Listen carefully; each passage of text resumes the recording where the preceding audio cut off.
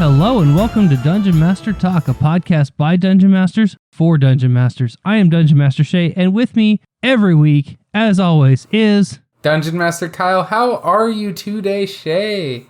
Man, I am warmer than I was last time because we were in that cold snap that just hit the central part of the United States. And man, I tell you what, when we are colder than Alaska... That's a problem. That is a problem. That's a real problem.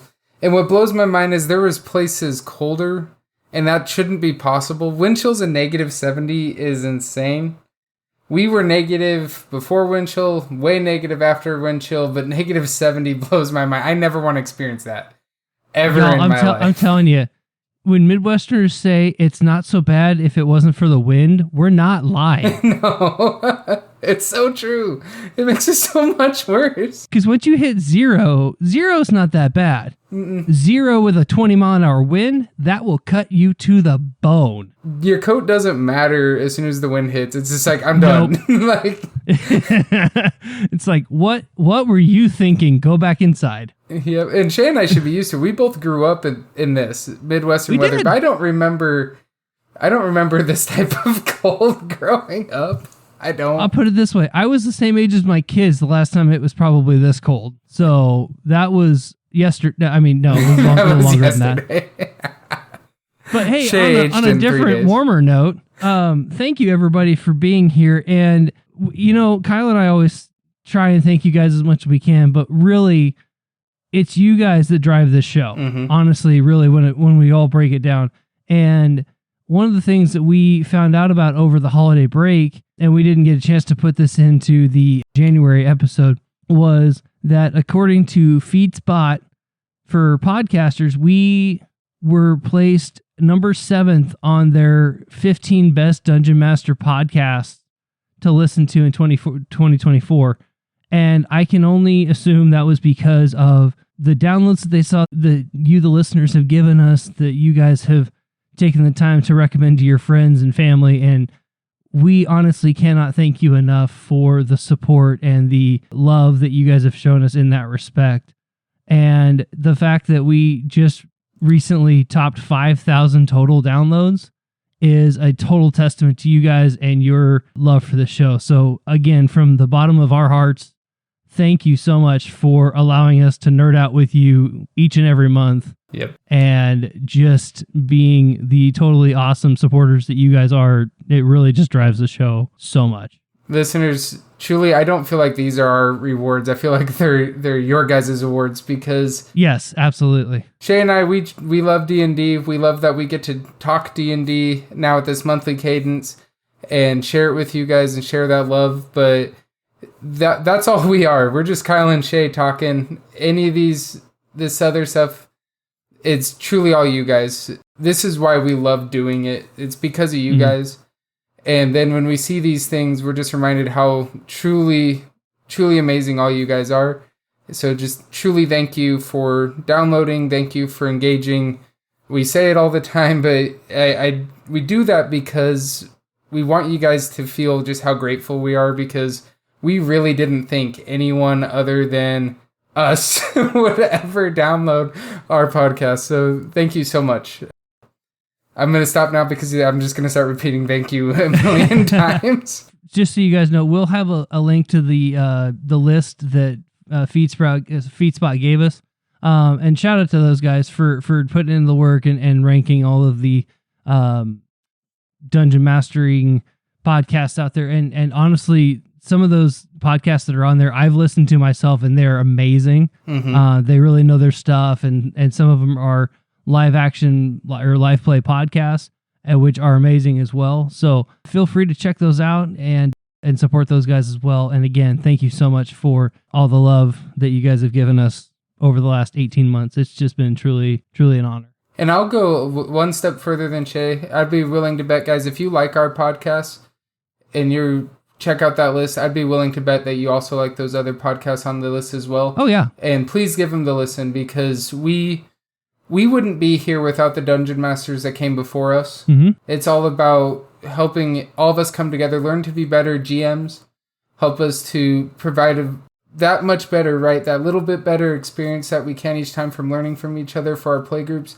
so that we keep coming back and more people will be willing to give it a shot. Because I used to be so intimidated by the thought of being a dungeon master, and it prevented me from doing it for years, guys. And if I can help just one person get over that fear and give it a shot, then this is all worth it. Worth it. Yeah, 100% worth it.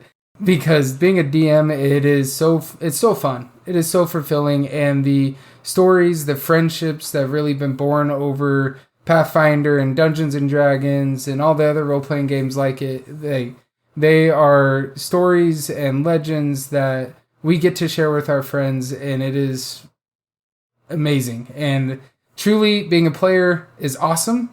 I love every second I was ever a player, but there's something different and something truly unique about being the GM, the Dungeon Master, the man behind the screen.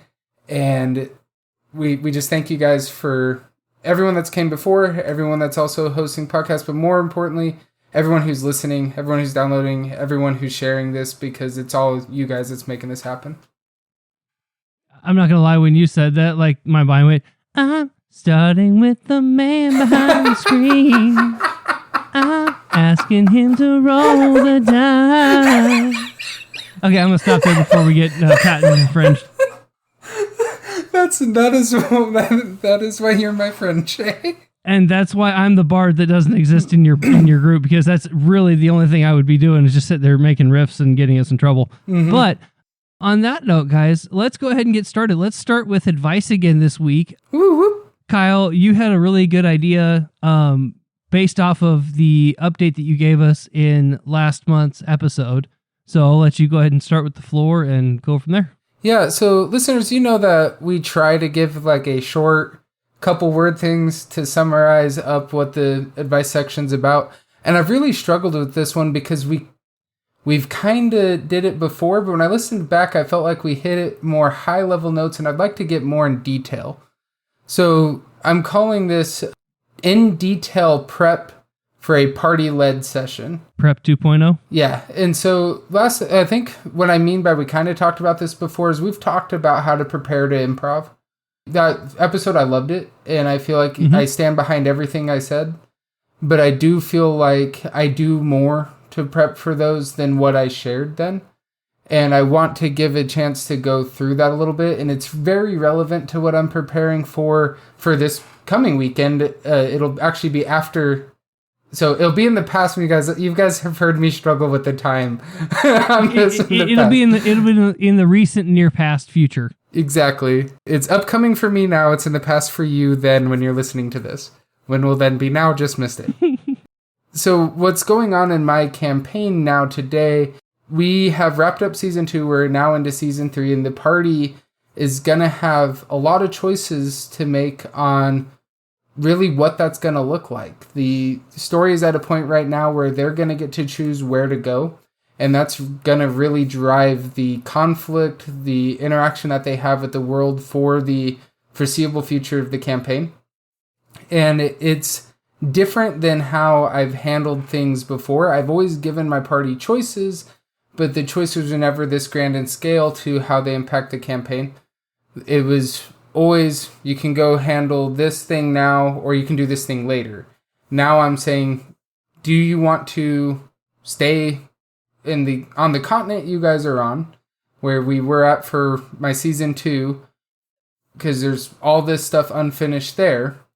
Or is it time to return back home, air quotes, to the continent and countries of season 1 and address the going-ons there that were also very relevant in season 2? And so without going into the nitty-gritty of all those, I want to talk about how am I preparing to hand over that decision and really what that means for my upcoming probably few sessions, because obviously traveling to another continent takes time. I've already done a boat arc for them. I don't want to repeat myself.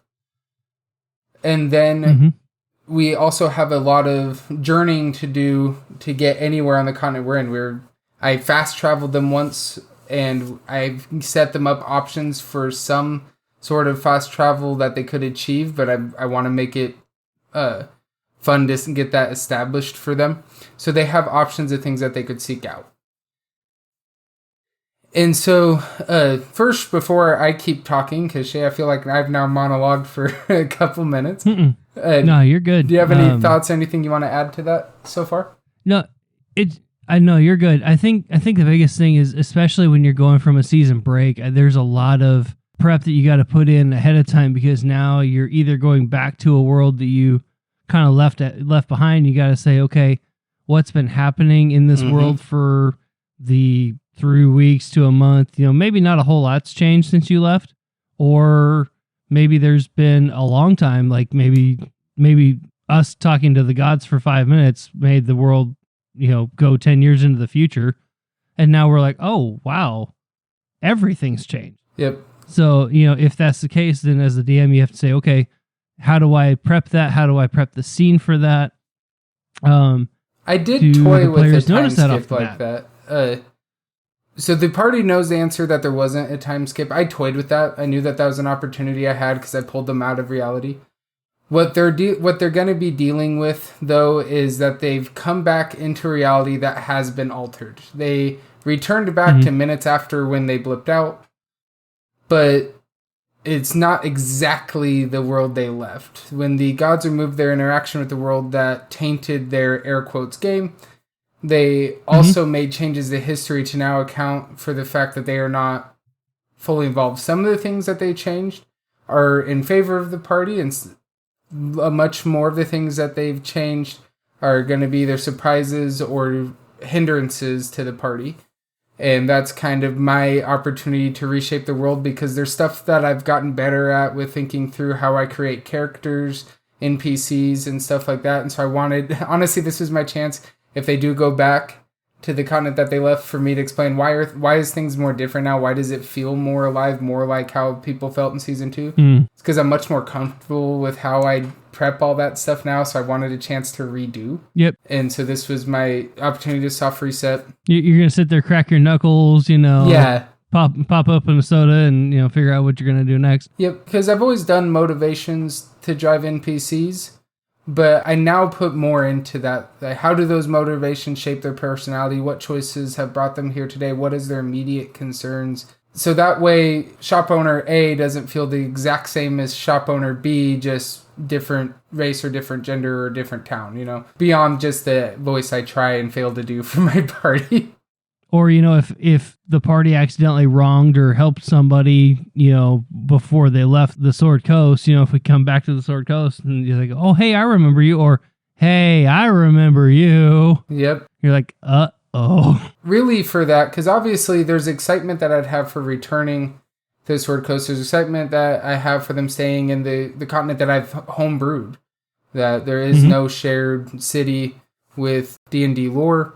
And I'm excited about them for different reasons, but I really don't want me to influence their decisions. So the first thing I'm prepping for this is, how am I remaining neutral in my pitching of this? And I honestly have even been practicing my tone of voice and pitching the options, because I don't want to subtly lean them towards one or the other.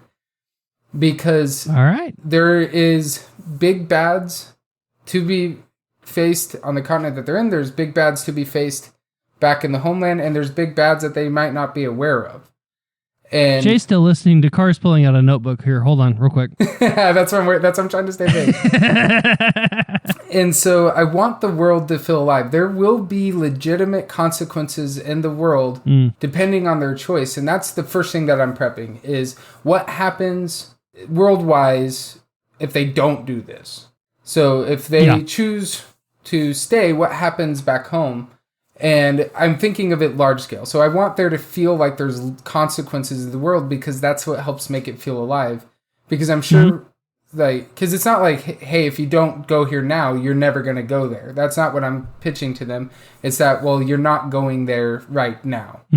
And so you're leaving all that to its own devices. You're essentially hoping that those that you've left behind are equipped to deal with whatever the situations will be, whether that be peace and prosperity. Unlikely, this is D&D. Or more likely, is it going to be some level of sufferings and negatives. But then more so where they're at, this war is really just beginning. Two major cities that were very important for civilization, prosperity, trade, balance of power on the continent that they're in have fallen. Mm-hmm. Well, one completely fell. It's like obliterated. The other one is in disarray, but they were technically the victors of that battle, but they need time to rebuild. Leaving now will obviously be detrimental here. And what does that mean? Mm-hmm. Well, and two, I think, especially since the gods reshuffled the balance of power, mm-hmm. There's going to be there's that cosmic shift that's going to happen as well. So like maybe some powers that were counting on that source of power from the gem or something like that, now they are suddenly weakened, and now they have to figure out how to regroup and rebuild in that respect as well. Yep, that's a major thing of what I'm trying to build out. That was the first thing I'm doing, and listeners, admittedly, I'm still staying a little bit more vague than what I'd honestly like from this, but part of that is my co-host is... I'll plug my ears, it's fine. One of my players, and then also I do hope my players listen to this podcast. So I want to talk about how more than what. If it makes you feel any better, this thing will air like 2 weeks after we've played the game, so That's it won't fair. be anything necessarily too new. Yep. Deep Dark Secrets now. I do want to dive more into the how than the what. And so like, how am I tracking all that? I know I've said it before, but I do use Trello. Mm-hmm. I very much like doing that. I have changed up what my swim lanes are too many times, and it's messed me up a little bit. And I've also developed a really bad habit. I love handwritten notes. It helps me retain stuff better. So in session, I handwrite stuff, and there for a while, I was using a stylus to handwrite onto a tablet. And I did like that, but I wasn't as engaging to me. For some reason, it wasn't sticking as well as when I was doing it pen on paper. So I went back to pen on paper. What that has done is hindered my ability of live updating the Trello board for when the party interacts with the world, which is during session. And so I'm having to spend more time out of session syncing my handwritten notes with my Trello board, which is fine that if they're out of sync, if I'm on top of the game and we're staying on it and we're hitting our cadence, it's when we miss one. We miss one session that it's amazing. Just the extra time, how my brain just goes, oh, well, I can come back to this later. I now have loads of time, which means I won't do it. And I've come to realize that I have more ADD or ADHD tendencies than I'd like to admit sometimes. And I think for me, it's like, okay, knowing that, I'm going to say, okay, I'm going to set aside this time on this day. For me, it's usually like after the kids go to bed or like first thing in the morning, because for whatever reason, I don't usually need coffee. And I'm usually awake at 5:30, 6 o'clock. So anyway, so I have to do something before I go to work. But I'll use that time to think through. It's like, okay, my party just did A, B, and C.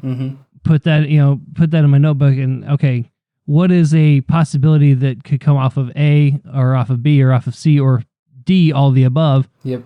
And just kind of form that all together and not plan to the extent of like, I've planned everything to the end of the campaign. Right. Because that'll get messed up. Oh yeah, absolutely. Like plan it far enough that I give them at least a little bit of a leash to go with. Yep. For the next session. I normally like to try to be one session ahead of myself in terms of villain motive and the world impact they're trying to achieve. That's good. Hitting their motives, what the outcomes of that motives be, that is something I used to struggle with for even one villain. Now I have, I believe, 4 to 6 like really could be final boss level evildoers, ne'er-do-wells, if you will, that I'm tracking how they're interacting with the world. And they used to be one organization, and that was how I could still do it, and be like how they were impacting and how they were fighting for power. The end of season 2 really disrupted them being a tight-knit unit. Some are still a team, some are definitely not a team. And so there's now like not only the party trying to do their objective versus the evil group trying to do their objective, there's now evil dude A, evil team of evil people B and C, and then evil dude D over here and evil dude E over here, and they all have their goals. And so tracking all those independently, some are going to be more background and some are going to be more foreground based on the party's choices, but I need to be prepared for that by knowing their motives and how that would impact the world if left unchecked.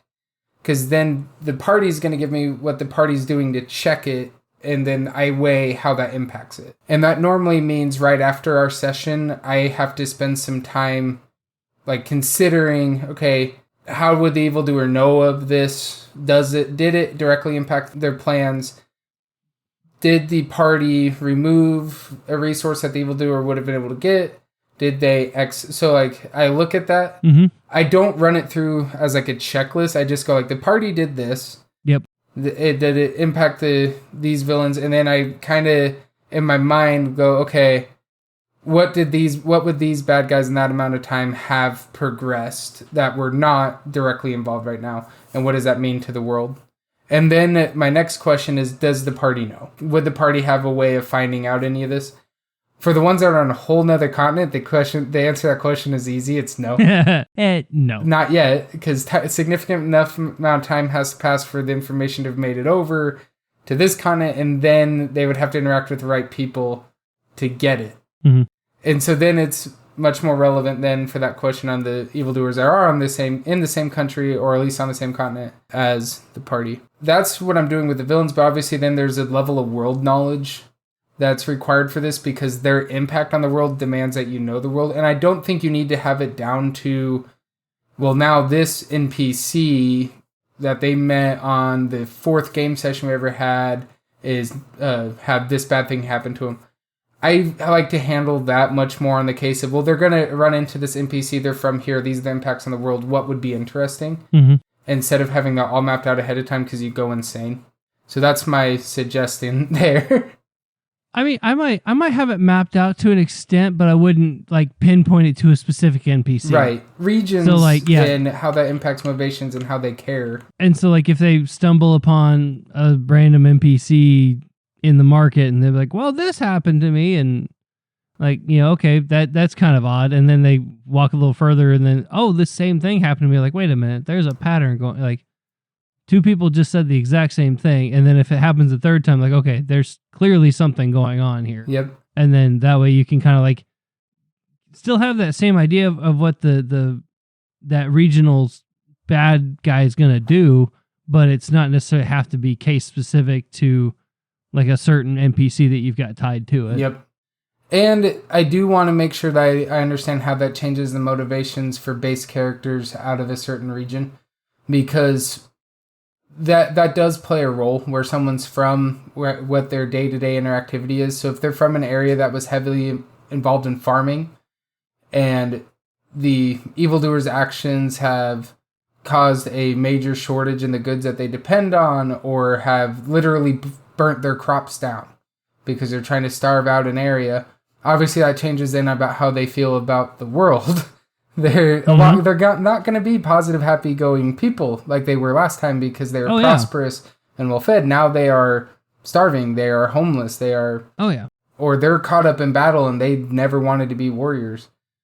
Or they have nowhere to sell their goods. And so they were prospering and now they're not. All of that changes how they'll impact. And then do they blame the party? Are they sympathetic to the party? Are they neutral to the party? That way I have like, this is common people that they'd interact with. The majority of the people that they'd interact with from this region are going to feel some way in this realm of feelings about it. And then you have outliers and you can kind of decide. But I like to handle that more when it's going to be, I want to have the idea of the impact. And then for me personally, I like to kind of handle that as we're coming into the region, because I like to get really into where they're at. Oh, I just had a quick, thought as far as like how you're going to prep this into it. So like, how much time would you think that would be appropriate to spend on like a lore part of a new section of your world, or like to really have that understanding of that specific region? Would you say like I guess how much time would you devote to that? To fleshing that out. So I have really 2 answers. The answer of how much time I did spend, and how much I would spend now that I feel like I've grown in it. Because truth be told, so my party started playing, it was like late 2018, early 2019, that... Late 19, early 20. Was it? Okay, yeah, you're right. Late 19, early 20 is when my party started playing.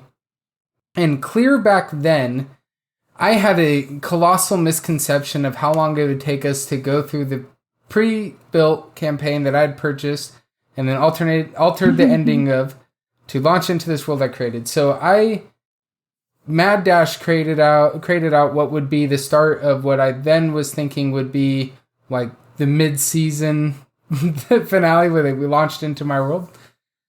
And instead, it was like a couple years that it took us to go through that module. And so I spent the entirety of that 2 years' time putting more and more and more stuff into season 2 and then eventually season 3. And so I was coming back to notes that I wrote for 2 years ago, 3 years ago. And so I had that as a launching point, and I read through a lot of it. I loved a lot of what I had from back then, and I didn't love a lot of what I had from back then. And so I spent many hours. Okay, so that's what you did. Yep.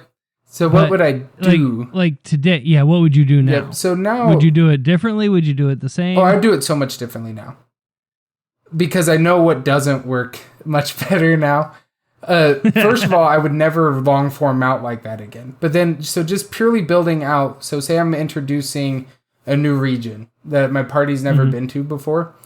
I'd probably I'd have to time box myself. Otherwise, I'd go way too granular. So I'd probably honestly time box myself at a max 3 hours. Okay. And that's because I know I'm going to go off. In trying to build this region, I'll have a concept about it. I'll get way too into a little detail about it. And then I'll look at the time and go, ooh, I only have X amount of time left. I really need to flesh this out. And that'll force me to think through, hey, what are the myths about this world? What gods were they really focused on here? What conflicts are involved? And then I'll come back to the thing I thought was really cool about the area. So in my campaign, I had this cliffside city that was really the first city of official season 2 that they interacted with, and it's completely destroyed now.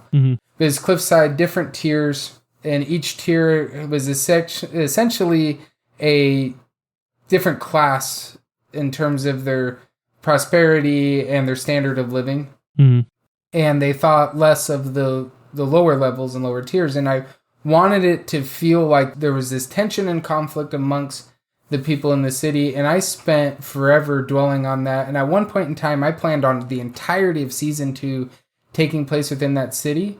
And then I realized, like, wait, I built this entire continent that's about 6.5 times larger and landmass than the entirety of what was given to me in the pre-con module. And I want to spend the entire time in one city. And so I... Hashtag multiple seasons? Yeah, well... Could have been, but then I also was like, I want, like, the story, the size and scope of the story I wanted to tell didn't make sense to stay within a city. And so we honestly didn't spend a lot of time there. I think it was 4 to 5 sessions that we were there. And for the party, that was a day and a half. They had their first day there, and they shopped around, they interacted with some people, they got a sense for some of the tension. Then they got a plot hook from a invading force, and then they met with the leadership of the city, and that was the day of the invasion. And then they fought back against the invasion, had some small wins, ultimately lost the battle, and the city fell. And then Kyle broke the ultimate rule and split the party 3 ways. You guys fixed one of those ways quick, and the other one took the entirety of this season to rectify. I'm just saying. You can't give me... You guys lost the teleportation stone, and you don't expect me to give you consequences? That's absolutely fair. Like, I know. Listeners, I did not intend for the party to remain split for as what was almost what felt to me like we've spent years split, and so I had to look back and prove to myself that it wasn't. In game time, it was probably like 2 weeks.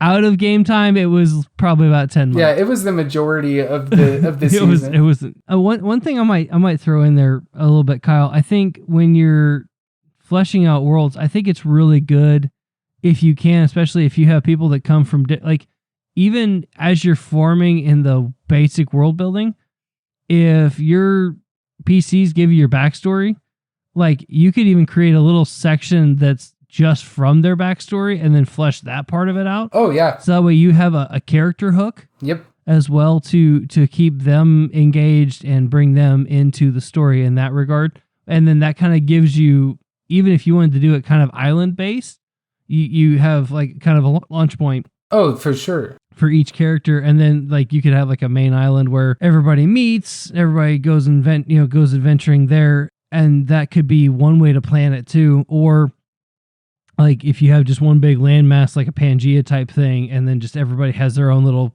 section carved out of it. Yeah, honestly, I have to talk back to what you're saying here because I believe in it very strongly. I am very much hoping that the decision that the party has to make of where to go next is difficult for the party because your character in our campaign is from the continent we're on currently. I have so much for you, and you guys haven't had a chance. Dude, I can feel your struggle, man. It's delicious. Well, I made a mistake with season 2 in my mind, and nobody will ever convince me that wasn't a mistake. It was a lot more linear than what I wanted, and it's because I was so excited for these big story beats, and I wanted us to see them and interact with them and see what would happen.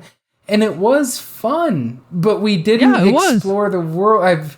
I spent so much time writing this world, and then I gave them no time in it. And so that's season 3 my goal is for season 3 to feel very different from season 2 in terms of the world, and it's still the same world, but the amount of time we have to explore it, the amount of time, like these events are not going to be as bang, bang, bang, bang as they were before. And a lot of that is because the gods are no longer involved. And that was the big thing in season 2 there. I know I'm getting into specifics in my campaign, but yeah, that's why this prepping was so important to me. Because this is very much me letting go of some reins that I unintentionally held a little too close in season 2. And I feel like I did a really good job at times in season 2 of letting you guys have it. I think you did well. Yeah, I want to do better at it, giving more time for there to be tension within the party or there to be companionship in the party. And more time to explore because your character would have very valid reasons to want to stay. Several of our other player characters, their characters have very valid reasons to want to go. And I want everyone to bring that. And so what I'm honestly hoping for is that it's awesome role play, great discussion, and that I'm quiet for a very long time during this, taking down copious amounts of notes of ideas from you guys on how the world could be impacted if you guys don't get your way.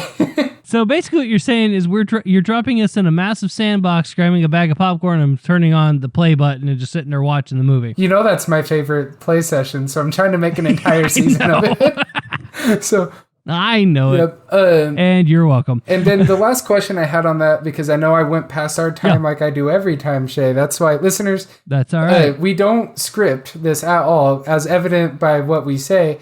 But also, Shay does try to give me like time frames, and he gives me little cues, and I'm never good about following them. So hats off to Shay and his patience. At that point, I just grab my script, I throw it up in the air, and it's fine. You know, we'll just wait. We don't have one. Nope. Never mind. Continue. So the final thing on there is like, how much of this do I improv every time? Because there's a lot of, when you're giving the reins over to the party, you have to be comfortable with improv, and that's why we talked over how do you prep for improv, and a lot of this was that, again, just hopefully in more detail, so it didn't feel like we repeated a topic. But I would honestly, listeners, say like anywhere from 50% to 80% of this is going to be improv for me in the moment, based off of like what would be fun, because I'll have an idea then that there's no way I'll prep for it. Say, hey, they're talking about this. Would it be fun and long-term good if this conversation that they think is private isn't private? Would it be fun if there's suddenly a battle here because I got bored? They haven't rolled their dice. They haven't looked at their character sheets. I saw somebody close their character sheet. So should I have them ambushed now? Oh, that's the perfect time to sit there and throw a fight at someone. If you're wanting a fight in my play group, put your stuff away. I'll probably have an invasion soon. And that's why I'm online, so you can't see if I have my dice out or not. Yeah, you're a special case. Well, that I know. You could think of it as a crutch. I don't think of it as a crutch. I very much enjoy it. A gift I was given a couple Christmases ago by a friend of ours who's occasionally guests into our campaign. He gave me a book of random NPCs. If effectively you roll dice to get character traits, motivations, abilities, reason for being there, and then you have that NPC. So I do lean on that when they look for somebody I didn't expect for them to. Like when they all decided to go to a library, and they then asked who's in the library, and I was like, wow. I planned the librarian. I planned a guard. I didn't plan for you to not come here looking for the details in the library, but to come looking for a person who's read the details. So now I got to figure out that person, or if they exist. Because I find to expect yourself to plan out everyone like that, or every possible event, is how I got into the mess of being overplanned. I mean, I think it's one of those things where being the DM, your job is to be able to react to your player. Mm-hmm. And the more quote unquote prepared you can be, the better you're going to be able to improv, because you've got multiple different scenarios and or solutions to these random choices that your party will make. Yep. And I think prepping is great, but don't let the prep consume the gameplay, if that makes sense. If you want to over prep, that's great. Write a book. If you want to be ready for a D&D session, plan just far enough ahead of them that you don't lose them. Right. You need to know the hook to keep them engaged. Exactly. You need to have entertaining people for them to interact with. And also you need to know your party. My party, I know, will kick things off with a more jovial attitude, and they'll be looking for some quick jokes. They'll try to throw me off the first time I go into a monologue or have an NPC interact with them. I know that from my party, so I can prep for that a little bit. I'm never quite sure how they're going to do it, and they've never not surprised me. Double negative, but it's true.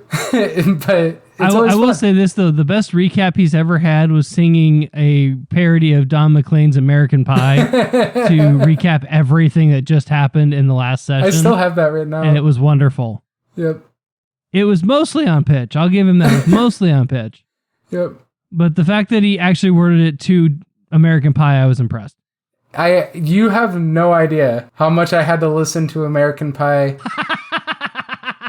I had to switch it up to the Saga Begins by Weird Al. That's fair. Because I got, as much as American Pie is an amazing song, after you listen to the same song 1,000 times, you can't do it again. So I had to switch it up to the Saga Begins so I could keep listening to it to keep mapping up to the tune. And I even debated about having it going in a headphone when I sang so that I could stay with it. But speaking of parodies, do you think we should get into our campaign? Yes, especially now that we're 40 minutes into our hour-long podcast episode. Yay! Okay. All right. So, last time on Dungeon Master Talk, we... Wait. Anyway, so we had the party get the Antheron, and they found some disturbing news concerning some big bad bullies that were hanging around town. And so then the goal was to find those guys. The big thing was to figure out what was going on with that, get the shipment back for the barkeep there back in Silverforge, and go from there. Well, we ended where if they found the big keep kind of northeast of town, some of the items that they might find, but there was kind of the mouthpiece, quote unquote, that we were talking about getting into with him. And we figured that he's kind of the head of that particular group. Yep. But he may be 2 fingers short of a high five when it comes to the whole operation and in respect to how that works. So he's like one of us. This should be really easy. You're the brains. I'm just the weird guy with ideas. We are in trouble. Yes. Okay. But we don't have time to talk about that. So first of all, we need to name that character. Oh man, Shay, I even knew you were gonna do this and I didn't prepare. I know you better than this. Listeners, I am starting to wonder if I just don't learn. Because this is getting consistent. I need to come up with like a real good like name your creation. What do you call it? No, I need to like come up with like an audio effect for name that character. Yeah, right. We should. We'll work on that. Yeah, I will work on that. So, listeners, there was a giant time skip you just missed. It's been 8 days for us. No, I'm teasing. What about Jorvik? Jorvik, I love it. Yeah, did it. First shot. Because that happens often. No, never once. And it's not even anything in my room spelled backwards this time. Jorvik. Let's figure out. Is a... Yeah, what is he? Half-elf? Ooh, I like that. Let's do a half-elf. We haven't done a half-elf. Half-elf. Let's do that. Half-elf. Why can't I say half-elf? There we go. Half-elf. And let's see. Is he a tall half-elf? Is he... You gonna roll for it? The dice... Tall? Short. Those are the two options. What did the dice say? 98, so pretty tall. Very tall. 9'8". Wow. No, he's not. No, he's not giant. I know. We'll say a solid 6'11". Ooh, yeah. He has to duck in doorways. And a half, because that half is just bugging him. Maybe he makes sure people know that he's not just 6'11". He's 6'11" and a half. Yes, that half is very, very important. Yeah. It's important. When you talk to a 5-year-old about how old they are, they're never 5 years old, they're 5.5. Mm-hmm. That's this guy about his height. If you don't include that half, you've offended him. Or if you're looking for platform 9 3/4. You've recently watched that movie, haven't you? Kind of. But okay, so 6'11.5". We never get this granular. Is he skinny? Is he skinny or is he broad shouldered? He's got some stockiness to him. He's not huge. But, I mean, he's... No stranger to the push-up. And no stranger to the buffet. He's definitely not a diamond push-up kind of guy, but he's definitely done a fair amount of sit-ups and push-ups. Yeah, so he's not doing Jacob's Ladder with Oliver Queen. He's... No. Okay. But don't get in a burnout game with him. That would not end well. Gotcha. Let's see. I wonder how many of our weird off-the-cuff stuff actually... Listeners, let us know... How much of our weirdness? Please tell us how weird our analogies are on a scale of like super weird to you guys aren't that weird at all. Well, I imagine it's gotta vary, right? Because sometimes we're really into Disney references, and then it's like you can tell when we haven't watched one in a little bit, because then we're like way out there. All right, back on it. Well, what class is he? Is he where he's a half elf? Is he gonna be more like ranger style? Warrior? Is he gonna be like some form of magic wielder? Oh, we do need a magic wielder. Yeah, because we talked about having a witch or wizard. What if he's an evil bard in charge of this organization? Okay, first of all, the party should have a bard. That way you can have dueling banjos or something. Or dueling lutes. That would be amazing. A bard showdown for the fate of these bar supplies. So cool. It's like every dungeon master's dream. But if he's a bard, do we have to pre-write lyrics for this? Yes. Yeah. Anyway, okay, so this guy is ooh, what if he was a sorcerer? Sorcerer could be cool. I always like encountering. I do love me an evil sorcerer. Of like a bloodline. Yeah. Ooh, it's a bloodline sorcerer. But it's one of those things like he just figured out that he could do this. Yeah, he's not mastered. Yeah. So he's not very high up on the magic, but he's just like he has the basics. He's at least toyed with it long enough to get the basics. So they say, I think I've said this before in this podcast even, but they say that people react to what they don't know one of two ways. They assume it's very little and that they must know a ton of it, or they assume it's a lot. I imagine with this guy, even though his level of mastery is very low, he thinks he's all that. Think of it like a first year at Hogwarts, right? Yeah. So like they know basic magic, or like it's like Harry Potter when he figured out that he's a Parseltongue. You know, and like in the very first book, where like he's talking to the snake. He's like, I don't know how I'm talking to a snake, but I'm talking to a snake and it understands me. Kind of that, like he has that kind of level of like, spoiler alert, dang. Yeah, like I know I know very little about what's going on, but I know that I can do it. I think like for him, because nobody else he's interacting with here is a magic wielder, that he thinks he is this insanely powerful dude. Mm-hmm. And then the party shows up and is like, Yeah, I'm thinking like medium difficulty max on this encounter if they fight just him. Well, even if it's just him, I don't even think quite medium level difficulty. If we get it to around medium by throwing in a thug or two to round it out, because they're going to hit him a few times and he's down. I want the party to interact with them and they'd be like, this guy? And then he hit once and they're like, maybe. And then they take him down and go, nah, he wasn't that. he's not as tough as he looked. Yeah, and he came across as a little crazy. So then a question I have, for the sake of the story, is this a villain fight that could end in the death of the villain? I mean, every encounter could end with the death of a villain. What I like to do with that is the degree of difficulty of it. If it's a villain that should remain alive for the story, I want it to be insanely difficult for the party to deliver the death blow, what I mean by that is their escape routes are built in, and it is going to take the dice declaring that it happens for them not to succeed on getting out.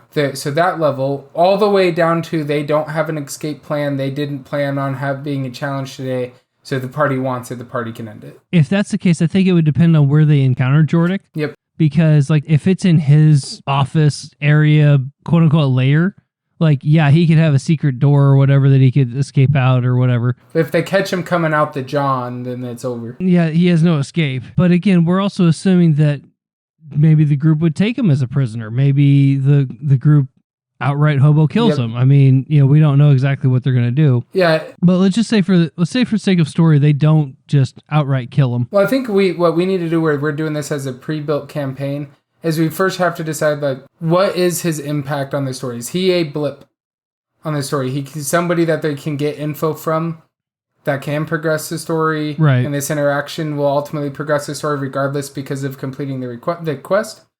Or is he very central to the story and thus needs to live to continue to deliver the information that he has? Because this is a pre-built that we're trying to arrive at the end of the day. Yeah. I mean, the way he's kind of like the liaison between his group and how they pay their dues within the cult, right? Yep. So like, he's important to the point of like, he's going to get you to the next person, but maybe he can't fight that well, but maybe he's just smart enough to either send him on a goose chase to not give out his higher up directly, or make him really, really get it out of him. Right. What the next step or tier or whatever. So like maybe we could say it's going to take like a fairly high check roll to like persuade him to, or intimidate him to give up the goods. Right. Because obviously he's not the final boss. That's Maymaw. Clearly not. No. And so we already have that established, and there's no fighting Maymaw at this stage. No. So this guy obviously can be taken out at some point in the story. I think it's more, what I would like to see out of this is kind of have the tale of two outcomes. If the party just finishes him off in combat, this is what you can find out from his belongings and what he had in his keep. Agreed. To progress the story. If the party questions him, and then we can also put in there, and I've seen this done in a lot of pre-builts and I always appreciate it, that if like he becomes aware of like, this is going to be it if I keep fighting, then these are the steps he can take to try to survive. Like, will he beg? And I think this is the type of character that having him kind of beg for survival, offer up, I can give you information, I can do this, and it probably being the type of character he is would be a manipulative type deal, is he's going to try to look like he's groveling, but ultimately this is going to be part of him trying to formulate a plan where he can enact revenge later when he's at a stage of strength. Yeah, depending on if they do oust him or not. If, let's just say they go through his desk, there could be a letter of sorts from a correspondent in the cult. Yeah. With secret initials that the party is going to have to figure out who they belong to. Yeah, not a name or a title, but like a shorthand. Yes. So that it was like a secret way of identifying. That's the mystery hook to continue that thread and trying to figure out how they can investigate it. I like that. So, stepping back a minute. Okay. So it's good that we know that conceptually that's what we want. I should put that in my notes because I haven't been typing today. For the fight, we were kind of dancing around the difficulty. Are we good with like a medium level difficulty? So it's probably going to be him and like one or two base dudes. I mean, maybe step up base dudes. Okay, so a medium moderate, not quite hard. I'd say a moderate, yeah.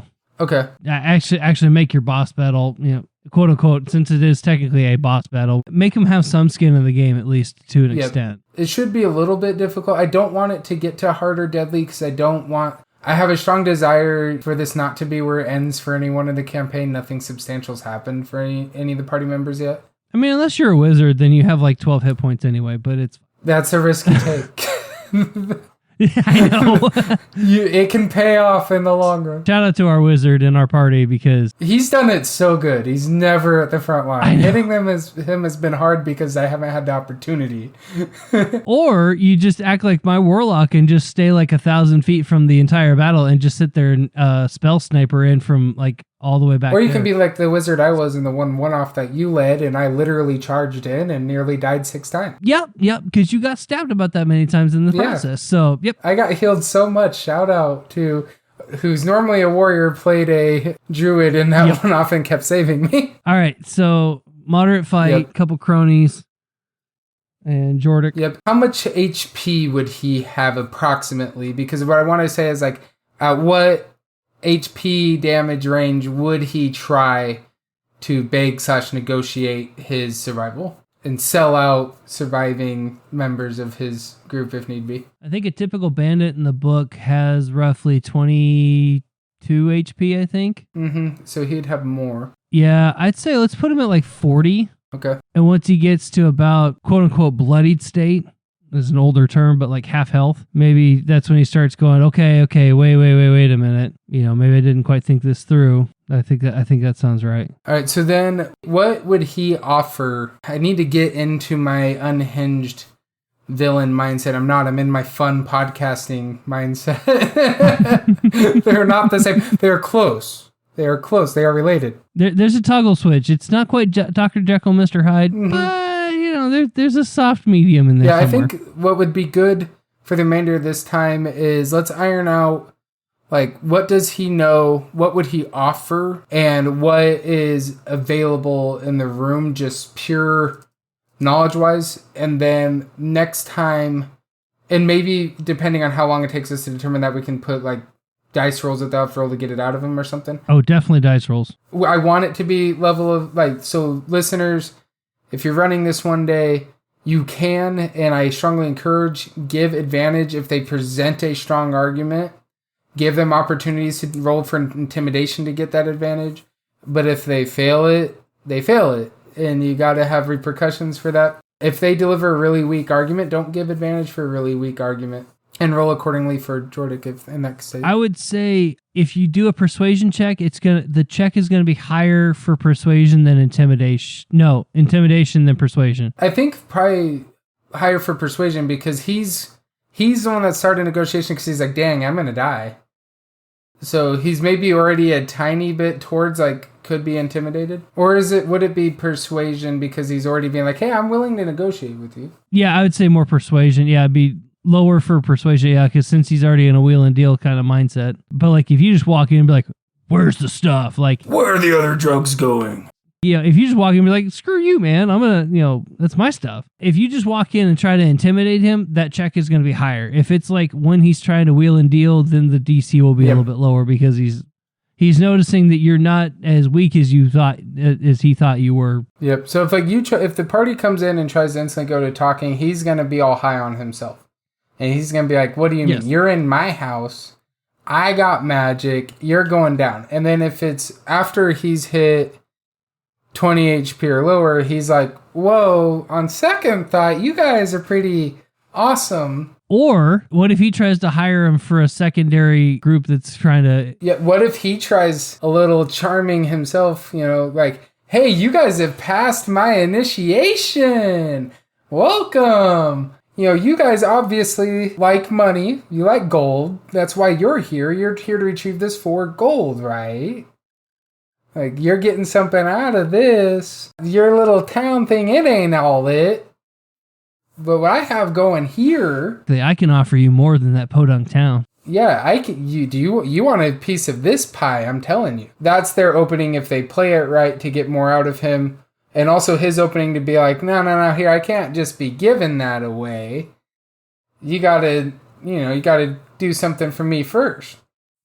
Type deal. And it could be an opportunity for open up a quest. Okay, if that's the case, does the party negotiate to get the goods to go back to Silverforge while they still work for this guy? A thing that we have to consider is that the party would hear his pitch and go, nah, we're going to finish the fight because we were winning. There's also that possibility too, yeah. Yeah, I definitely see my play group, you guys, I'd start whining and dining, and depending on who's feeling hot and heavy that night, aka who's missing from the party, there's a good 3 out of you that just be like, nah, we're killing him. And there's the other 3 that would go, wait a second, let's hear him out, profit. There's probably a good thing that there's 7 of us because we need a tiebreaker in there somewhere. The 4th one's normal. It's just how she feels that day. Exactly. If she's gonna destroy all, or if she wants to talk, it's pretty much. I never know how to plan on that. All right, so that I like that. He's not gonna go immediately to like, no, you can take this stuff. Just let me live. He's going to be like, oh, no, you've passed my test. This wasn't a real fight. I wasn't really trying. If he gets down to like within 5 to 10, maybe that's when he's like, okay, just take it. Just take it, go. Yeah, so between 20 and 10, he's going to try to recruit them, stop the fight, recruit them, but with the promise of supplies and power, because that's what he thinks he has to offer, and a place in his organization. And then under 10, he's going to be like, yeah, you guys can just have it all. You win. Just go. I don't want this. And then they can choose what to do after that.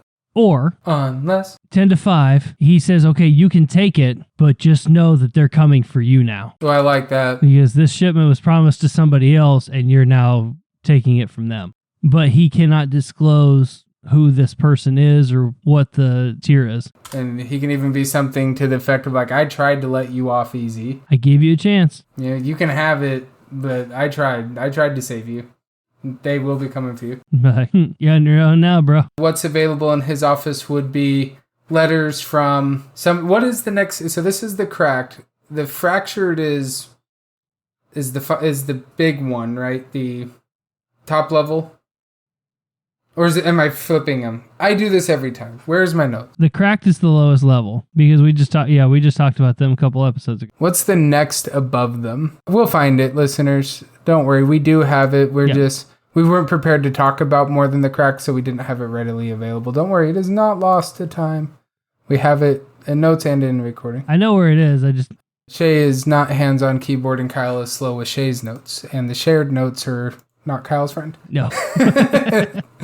Shea manages the shared notes. Kyle just gives him details. All right, enough of third-person talk. So what would be available by searching his office, Jardic's office, or Jordic's office. I like Jardic. We could change it to Jardic, make it an A and 7 or okay. Let's go Jardic, yeah.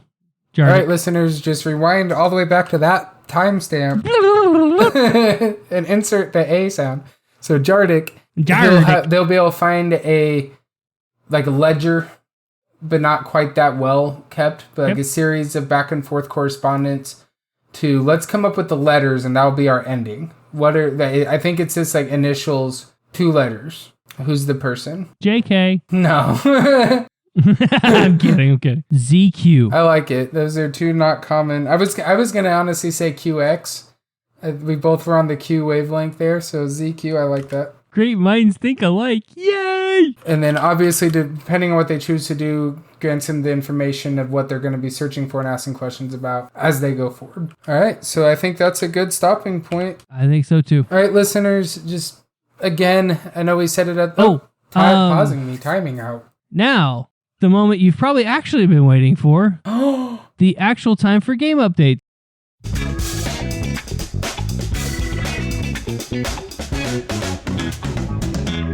Well, hey, listeners, this is DM Shea, and just giving you my update for the month of January. We did have a session, and just wanted to give you an update. We actually had kind of another night of fight because we were down a cleric, and, well, that wasn't the only reason, but recap a little bit from the last time. They had just cleared a room, like a barracks room of different soldiers, and by the time that they got through that fight, they had made enough noise that they had let some other people know that they were in that room.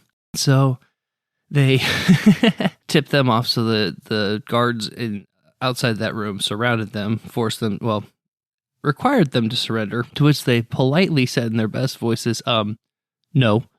So then they said, okay, be warned, you're going to be, imprisoned. They go, ha ha ha, very funny. And at that point, there were two massive bullets, which for those of you who don't know what those are, they are basically sharks with big, big legs. The party actually got a pretty good fight out of those two big land sharks. The sharks did some pretty good damage, and they did some pretty good damage to them and ended up besting them. The sorcerer, who was gone the prior week, actually was captured and brought as a prisoner to the other players, but he was able to escape before the other players knew that he was captured. And then he was able to rejoin the party, and the fight ensued, and then that was our night. So hopefully next week we will be doing some more exploring in the dungeon that they're in with all these people that believe that Earth is the best. So yeah, we'll see how that goes. Wow, listeners, I can't believe that happened. That character did what? Nah, that's insane. Well, I'm pretty sure you said that the last time when we did this. It was really funny because I was going through it and I gave the update and you're like, wow, I can't believe. I'm like, dude, he picked up a sword. I mean, it really wasn't that big of a deal. I was trying to give the illusion, Shay, that we planned this out as a drop-in recording to reuse. And now you ruined it, the illusion. If we don't have a script, we can't plan it. And even if we did plan it, you and I would take the script and throw it away because it would not be any good to us. You are correct. But on that note, listeners, thank you so much again for being here this week. Thank you for talking with us about prep into a new world, transitioning from season to season, and then talking about Jardic and the whole last part of the Cracked mini arc that we're going on in the story. If you guys have any questions, comments, or have any suggestions about maybe things we can put in the campaign, please let us know at our email, dungeonmastertalk@gmail.com. You can hit us up on our Facebook page, the Dungeon Master Talk podcast page. And we've been trying to post questions on there. Might start throwing some scenarios out there, maybe just for some quote unquote gameplay, just some I'll throw a scenario out there and you tell me what you would do. And then, probably just tell you to roll for it or something. And just, we'll see what happens. If that doesn't suit for you and you want to hit us up on X, or formerly known as Twitter, you can hit us up at DMT the podcast or use the hashtag Dungeon Master Talk. We would love to connect with you there. And as always, for all of us here at Dungeon Master Talk, I am Shay. And I'm Kyle. And we'll see you next time. Bye, guys. Peace. Bye.